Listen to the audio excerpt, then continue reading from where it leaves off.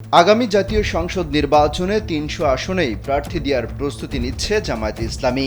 এমনকি ইসলামী দলগুলোর সঙ্গে জোট করার পরিকল্পনাও করছে তারা। এই কথা বলেছেন বাংলাদেশ জামায়াতে ইসলামীর নায়েবে আমির, সাবেক এমপি অধ্যাপক মুজিবুর রহমান। শুক্রবার দুপুরে নারায়ণগঞ্জের সোনারগাঁও উপজেলা পরিষদ অডিটোরিয়ামে জেলা জামায়াতের আয়োজনে রুকন সম্মেলনে তিনি দলের বিভিন্ন পরিকল্পনা তুলে ধরেন। দেশের যেসব জায়গায় দুর্নীতিবাজ রয়েছে তাদের সরিয়ে ভালো ও যোগ্য ব্যক্তিদের বসানোর জন্য অন্তর্বর্তী সরকারের কাছে আহ্বান জানান তিনি।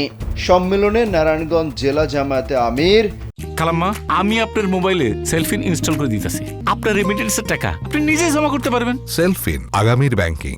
মমিনুল হক সরকারের সভাপতিত্বে উপস্থিত ছিলেন কেন্দ্রীয় শুরা পরিষদের সদস্য এবং ঢাকা অঞ্চলের পরিচালক সাইফুল ইসলাম খান মিলন সহ ছাত্র শিবিরের অন্যান্য নেতাকর্মীরা।